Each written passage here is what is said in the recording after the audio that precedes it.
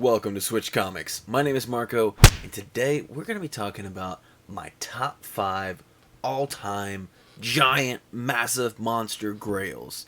Okay? And this is, what I want, not what I have, what I dream one day, maybe, possibly, I will attain some of these. Now, this video is actually kind of inspired. I kind of been thinking about doing something similar to like this, but when I did a CGC unboxing, the other day, someone left a comment asking, what would be kind of like some of my big monster grails I'd like to get, and the grades that I'd like to get on them. Now, and I've said it many times on the channel, I'm not a big guy on getting crazy grades, especially on giant books like this. I'm happy to get a 1.0 if that, if that's how I get into it. Now, obviously, in the lower grade comics, when you get into, you might have a 3.0, you might have two different 3.0s on the same comic, but depending on what's wrong with it, like if the back's super messed up, but the cover looks great, to me, that's a more desirable comic. But we're going to go ahead and get into it. So I just kind of got some prices. I don't have a great answer for that, I guess. But basically, a low grade that looks okay. I'm not a big fan of stuff all torn up on the cover, but again, on some of these books, if that's how I can get it, that's how I can get it. So we're going to go ahead with the first book here, and I started this in the list, so my top 5, starting at number 5, and working my way up. It's not exactly in the order most expensive, it is in the order of what I would, what I would really want. So starting with number 5, we have X-Men number 4, the original. This is, first Scarlet Witch, first Quicksilver, first Brotherhood of Evil, first Toad, which, whatever on the Toad. But anyway, so, and again, these prices, I just looked at some recent sales on all these, on some slabs, some graded comics. So, a 1.8 recently sold for $1,400. And that one's not too bad. I could probably squeeze myself, which I spent 15 on this one. I spent a little. I've spent that much is basically what I'm getting at. Not often, but it could be done. I could get me a real low grade X-Men 4. But that being said, it'd be nice to get a little bit higher of a grade. Obviously, the higher we get, the more expensive it will be. Now, this is a little bit of a spoiler, I guess. Here, this is my only X-Men comic. I try to go through and, I didn't just pick a bunch of X-Men comics or a bunch of the comics from this or whatever. I try to get, big monster grails from different series and, different categories. And so this is my pick for X-Men. And, it's not the most expensive X-Men book. A lot of people might say, gotta get the X-Men 1 or something. And to me, I think this has just a much better cover. You got the Brotherhood of Evil on here. It's a great looking cover. I wish the Scarlet Witch was red instead of green, but other than that, really good looking, classic, iconic cover. And I just think it's I don't know, it's a lot cooler to me personally. And again, I'm not really weighing the value into it. It's just I really like this book. If I could only have one X-Men book gifted to me by a comic deity, I would ask for an X-Men 4. And I don't know. I've always really liked it. I have a couple facsimiles of this one. And I think it's a neat one. I like Magneto, and I like I said, the Brotherhood and all that. The baddies are more fun, as they say. So moving on to the next book, number 4 on the list here, we have Daredevil number 1. And Daredevil hype, is tremendous right now. I gotta say, I haven't always really been a big Daredevil fan.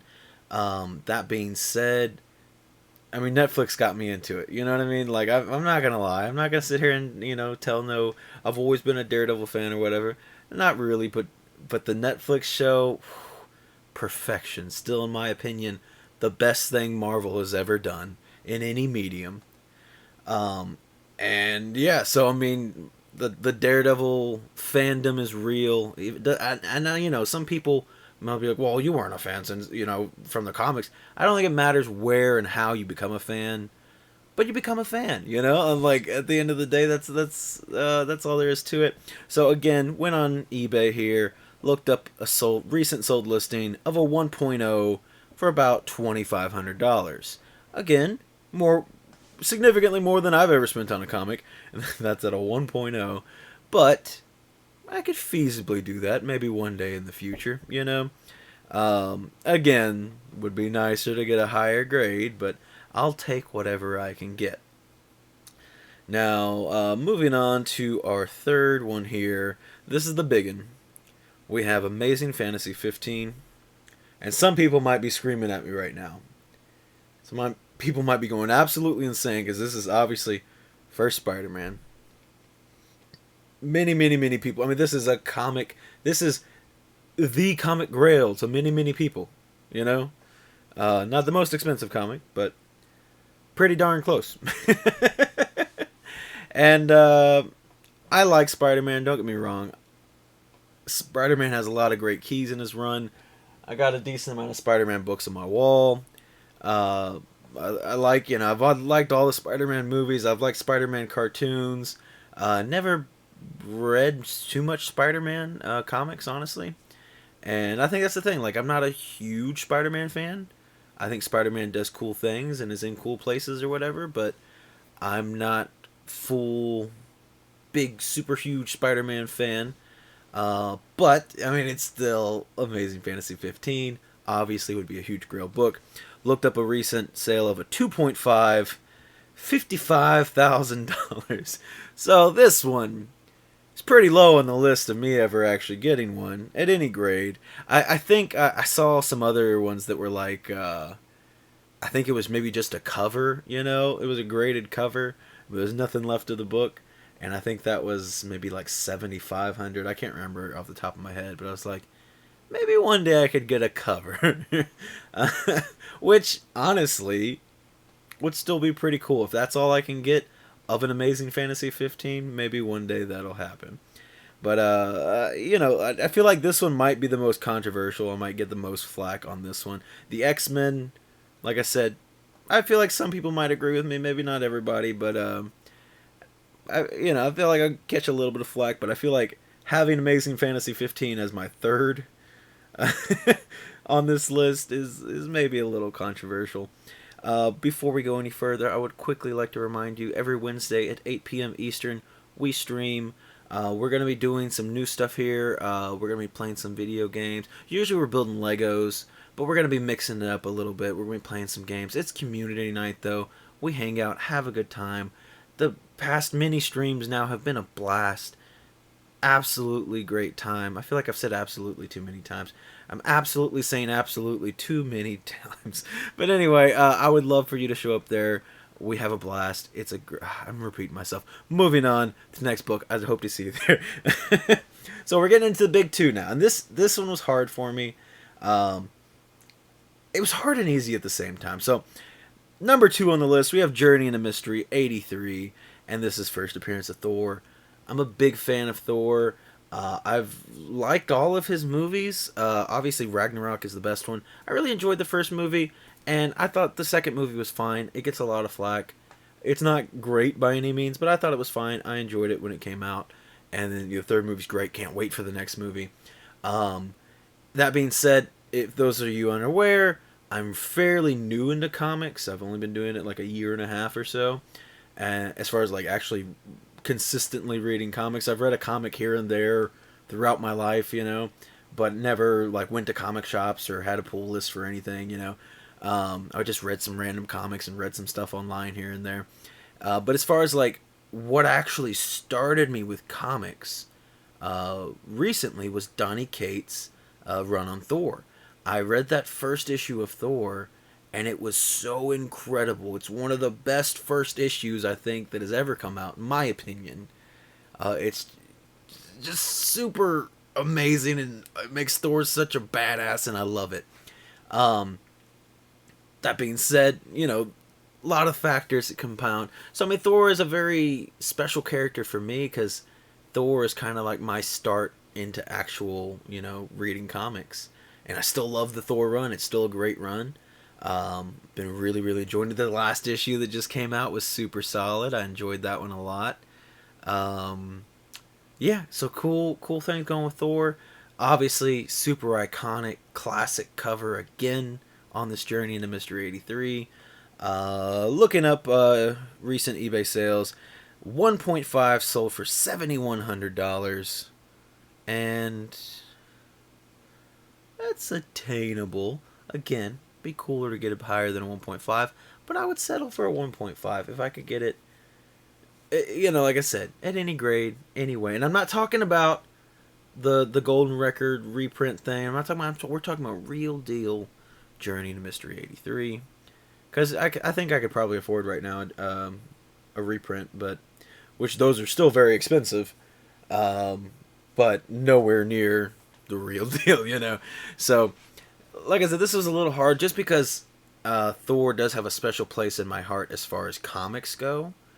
But I did have to be fair to the longevity this character has been with me, and we're going to be doing the number one comic now. Tales of Suspense 39, first appearance of Iron Man. I've been an Iron Man fan for so long.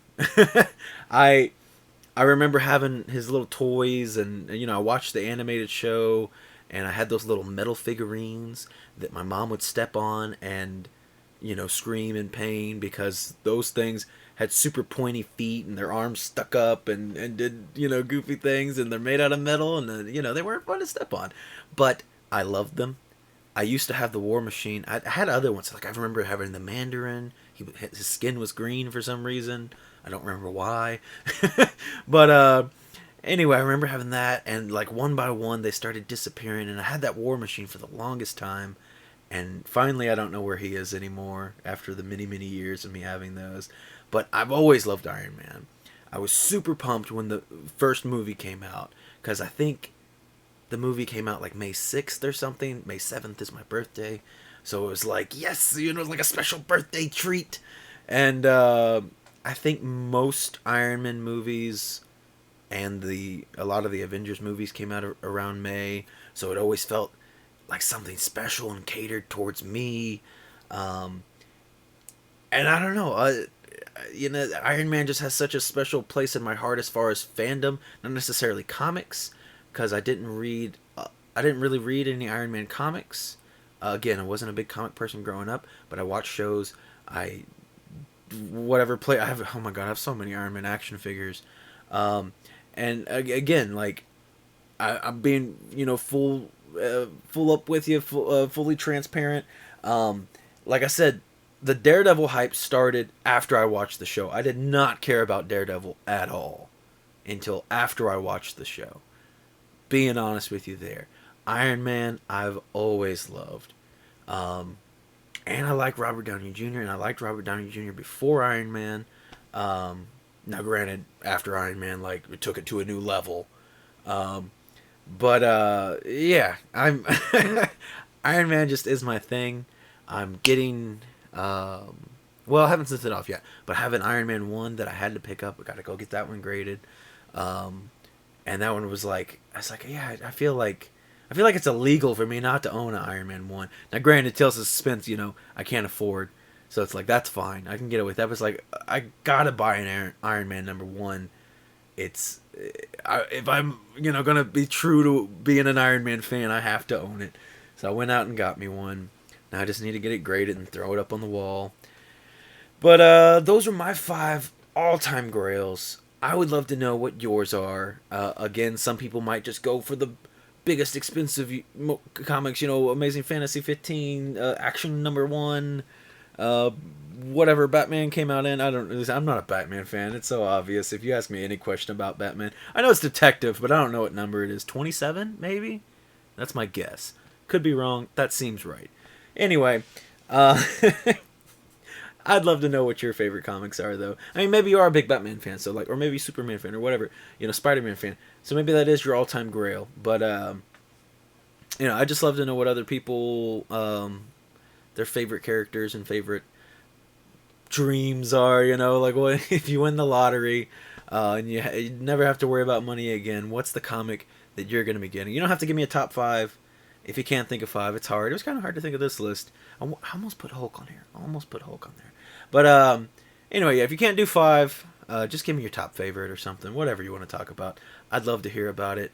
I'm responding to comments faster now that I've changed my giveaway rules, which, by the way, hopefully soon I'll be figuring out what I'm giving away at 800 subscribers, because we are still climbing in subscriber count. Appreciate all the love and support, as always. I gotta find something cool. I don't want to rush out and just be like, whatever, I'm giving away this. I want to make sure I got something cool for you. And also, throwing this in your ear, working on some mystery boxes.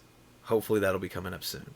So, for those of you that stay till the end of the video, here's a little bonus treat, working on some mystery boxes. But thank you, as always, for watching the video, and I'll see you next time.